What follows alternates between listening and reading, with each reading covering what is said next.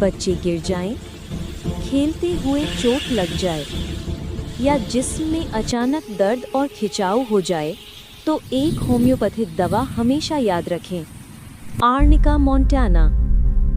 Arnica चोट, खराश, bruises और स्प्रेन में हैरानकुन तरीके से आराम देती है।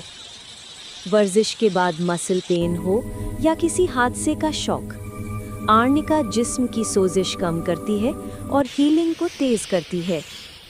ये जिस्म के नेचुरल और प्रिवेंटिव मैकेनिज्म को बढ़ावा देती है। दवा खास तौर पर उन लोगों के लिए बेहतरीन है जो रोज़ाना भाग दौड़ करते हैं, खेलते हैं, काम करते हैं या बच्चों को बार बार मामूली चोटें लगती रहती हैं।